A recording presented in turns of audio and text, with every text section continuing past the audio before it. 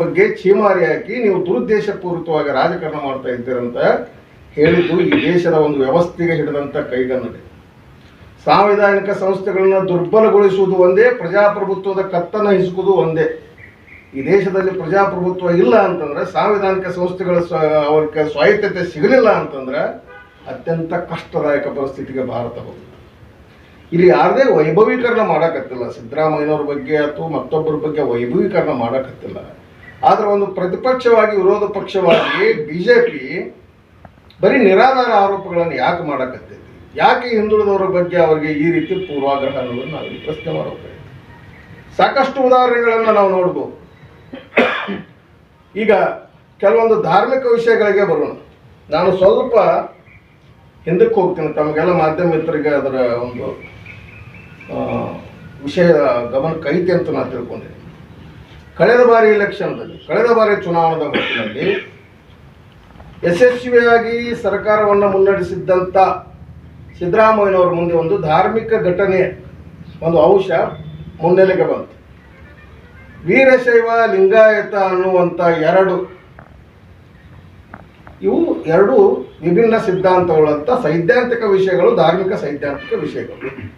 ಲಿಂಗಾಯತ ಪ್ರತ್ಯೇಕ ಧರ್ಮ ಆಗಕ್ಕೆ ಅರ್ಹ ಐತಿ, ಅದರಲ್ಲಿ ವಚನ ಸಂಪತ್ತು, ವಚನ ಸಾಹಿತ್ಯ ಐತಿ, ಒಂದು ಧರ್ಮವಾಗಲು ಇರುವಂಥ ಎಲ್ಲ ಅರ್ಹತೆಗಳು ಲಿಂಗಾಯತಕ್ಕೆ ಐತಿ ಅಂತ ಲಿಂಗಾಯತ ಮುಖಂಡರು ಸಿದ್ದರಾಮಯ್ಯನವ್ರ ಹತ್ರ ತಾವಾಗಿ ಬಂದರು.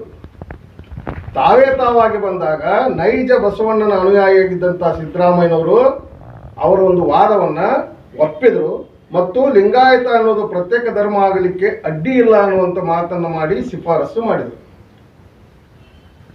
ಅದರಿಂದ ಏನಾಯಿತು? ಯಾವುದನ್ನ ಒಂದು ಕ್ರಾಂತಿಕಾರಕ ನಿರ್ಧಾರನ ಸಿದ್ದರಾಮಯ್ಯ ತಗೊಂಡಿದ್ರು, ಆ ಕ್ರಾಂತಿಕಾರಿ ನಿರ್ಧಾರದಿಂದ ಎಲ್ಲರ ದೃಷ್ಟಿಯಲ್ಲಿ ಅವರು ಖಳನಾಯಕರಾದರು, ಧರ್ಮ ವಿಭಜಕರಾದರು. ಎರಡು ಧರ್ಮಗಳನ್ನು ಒಡಿತರ ಧರ್ಮ ವಿಭಜಕ ಸಿದ್ದರಾಮಯ್ಯ ಅನ್ನುವಂಥ ಒಂದು ಕಳಂಕವನ್ನು ಹೊತ್ಕೊಂಡು ಇದು ಕೂಡ ವ್ಯವಸ್ಥಿತ ಹುನ್ನಾರಾಗಿತ್ತು. ಎಲ್ಲರಿಗೂ ನಮಸ್ಕಾರ. ಈ ಒಂದು ಪತ್ರಿಕಾಗೋಷ್ಠಿಯಲ್ಲಿ ನನ್ನೊಡನೆ ಉಪಸ್ಥಿತರಿರುವಂಥ ಕಾಂಗ್ರೆಸ್ ಪಕ್ಷದ ಎಲ್ಲ ಮುಖಂಡರುಗಳೇ, ನಮ್ಮೆಲ್ಲರ ಆಹ್ವಾನವನ್ನು ಮನ್ನಿಸಿ ಪತ್ರಿಕಾ ರಾಜಕೀಯ ವಿದ್ಯಮಾನಗಳನ್ನು ಕಳೆದ ಹಲವಾರು ದಿವಸಗಳಿಂದ ಗಮನಿಸಕತ್ತಿದಾಗ ಒಂದು ಕನ್ನಡದಲ್ಲಿ ಗಾದೆ ಮಾತು ಬರುತ್ತೆ, ಅನಿಷ್ಟಕ್ಕೆಲ್ಲ ಶನೀಶ್ವರನ ಕಾರಣ ಅಂತ. ಯಾವುದೇ ಒಂದು ಅವಘಡಗಳು ಸಂಭವಿಸಿದ್ರೆ ಯಾರನ್ನೋ ಒಬ್ಬರನ್ನ ದೃಷ್ಟಿ ಮಾಡಿ ಅವ್ರ ಬಗ್ಗೆ ಅಪವಾದ ಮಾಡುವಂಥ ಒಂದು ಪ್ರವೃತ್ತಿಯನ್ನು ರಾಜಕಾರಣದಲ್ಲಿ ವಿಶೇಷವಾಗಿ ಭಾರತೀಯ ಜನತಾ ಪಕ್ಷದ ಕೆಲವು ಧುರೀಣರು ಮಾಡಕತ್ತಾರೆ. ಅವರ ಗುರಿ ಸಿದ್ದರಾಮಯ್ಯನವರು, ಮುಖ್ಯಮಂತ್ರಿ ಸಿದ್ದರಾಮಯ್ಯನವರು.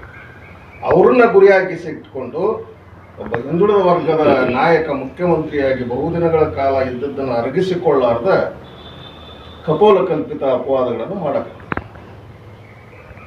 ಈ ಎಲ್ಲ ಅಪವಾದಗಳಿಗೆ ನಿನ್ನೆನೇ ಉತ್ತರ ಸಿಕ್ಕೈತಿ. ಈ ಭಾರತೀಯ ಪ್ರಜಾಪ್ರಭುತ್ವ ವ್ಯವಸ್ಥೆಯಲ್ಲಿ ನ್ಯಾಯಾಂಗ ಬಲಿಷ್ಠವಾಗೈತಿ, ನ್ಯಾಯಾಂಗ ಪಾರದರ್ಶಕವಾಗೈತಿ ಅನ್ನೋ ಒಂದು ದೃಷ್ಟಿಯಿಂದ ಸರ್ವೋಚ್ಚ ನ್ಯಾಯಾಲಯದಲ್ಲಿ ಈಗೇನು ಇವರು ಬಿಜೆಪಿಯವರು ಒಂದು ಕಪೋಲ ಕಲ್ಪಿತ ಆರೋಪ ಮಾಡಿದರು, ಮುಡಾ ಹಗರಣದಲ್ಲಿ ಮುಖ್ಯಮಂತ್ರಿಗಳನ್ನು ಸಿಲುಕಿಸಿ ಅವ್ರನ್ನ ಅಧಿಕಾರದಿಂದ ಪದಚ್ಯುತಿಗೊಳಿಸ್ಬೇಕನ್ನುವಂಥ ಒಂದು ಹುನ್ನಾರ ಮಾಡಿದರು. ಸತ್ಯಮೇವ ಜಯತೆ ಅನ್ನುವಂಥ ತತ್ವದಲ್ಲಿ ನಂಬಿಕೆ ಇಟ್ಟಂಥ ಸಿದ್ದರಾಮಯ್ಯನವ್ರಿಗೆ ನ್ಯಾಯಾಲಯದಲ್ಲಿ ಜಯ ಸಿಕ್ತು.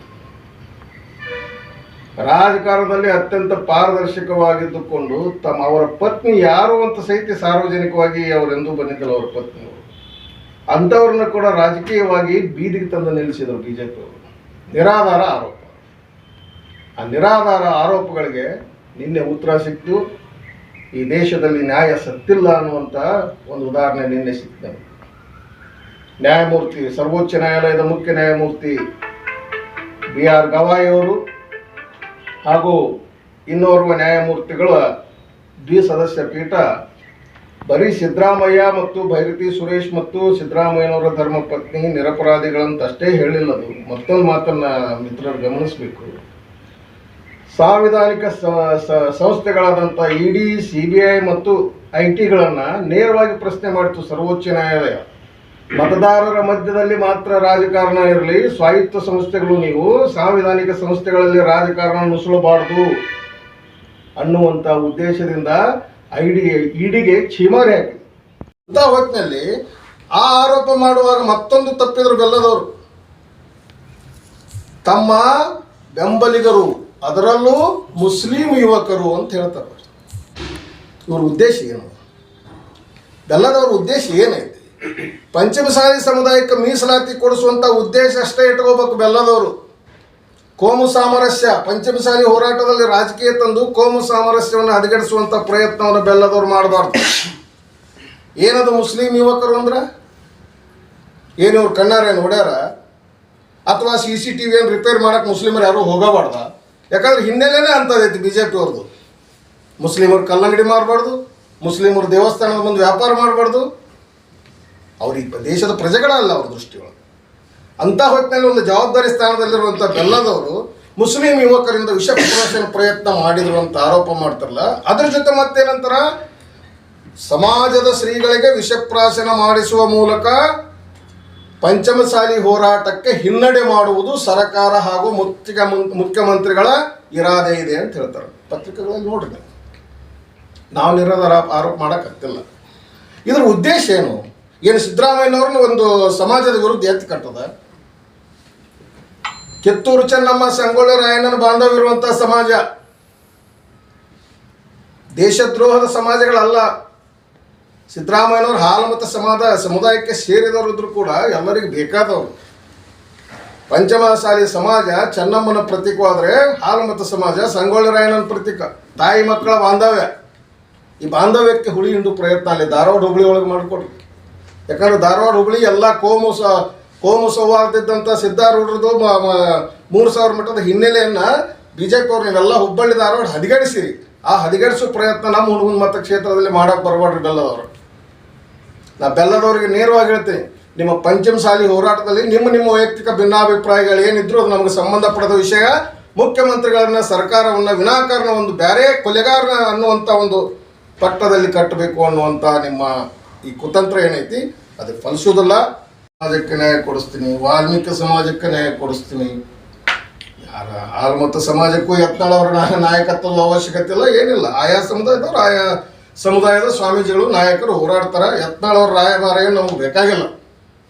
ಹಿಂದುಳಿದ ವರ್ಗಗಳ ಕಲ್ಯಾಣಕ್ಕೆ ಅವ್ರೇನು ಹುಟ್ಟಿದವರಲ್ಲ.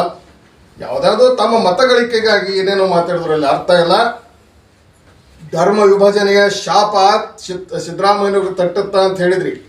ಧರ್ಮ ವಿಭಜನೆಯ ಶಾಪ ತಟ್ಟಿಲ್ಲ, ಧರ್ಮ ವಿಭಜಕರವರಲ್ಲ ಅನ್ನೋದಕ್ಕೆ ಸುಪ್ರೀಂ ಕೋರ್ಟ್ ತೀರ್ಪು ಬಂದೈತಿ. ಆ ಸುಪ್ರೀಂ ಕೋರ್ಟ್ ತೀರ್ಪನ್ನು ಕೂಡ ನಾವು ಸ್ವಾಗತಿಸ್ತೇವೆ. ಮುಂಬರುವ ದಿವಸಗಳಲ್ಲಿ ಆದರೂ ಈ ಒಂದು ಸಮುದಾಯದ ಮತ್ತು ಧಾರ್ಮಿಕ ಹೋರಾಟಗಳಿಗೆ ಸರ್ಕಾರ ಮತ್ತು ಕಾಂಗ್ರೆಸ್ ಪಕ್ಷವನ್ನು ಹೊಣೆಗಾರರನ್ನಾಗಿ ಮಾಡುವಂಥ ಪ್ರವೃತ್ತಿ ನಿಲ್ಲದು. ಇನ್ನು ವೈಯಕ್ತಿಕವಾಗಿ ಒಂದು ಸಮುದಾಯದ ಹೋರಾಟದಲ್ಲಿರುವಂಥ ನಮ್ಮ ನಾಯಕರು ವಿಜಯಾನಂದ ಕಾಶ್ಯಪ್ನವರವರು, ಅವರು ಸಮುದಾಯದ ನಾಯಕರು, ಸಮುದಾಯದ ಪರವಾಗಿನೂ ಹೋರಾಡಬೇಕಾಗತ್ತೆ. ಜಾತಿಯೊಳಗಿದ್ದರೂ ಜಾತ್ಯತೀತರಾಗಿರಬೇಕಾಗತ್ತೆ. ಜಾತಿಯೊಳಗಿದ್ದರೂ ನಾವು ಜಾತ್ಯತೀತರಾಗಿರಬೇಕು ಅನ್ನೋದಕ್ಕೆ ಉದಾಹರಣೆ ಅವರು. ಅವರ ಬಗ್ಗೆ ನಿಮ್ಮ ಸಮುದಾಯ ಆಧಾರಿತವಾದಂಥ ಟೀಕೆಗಳು ಏನೇ ಇದ್ರೂ ಮಾಡಿರಿ, ಅದು ನಮಗೆ ಸಂಬಂಧಪಟ್ಟಂಥ ವಿಷಯ.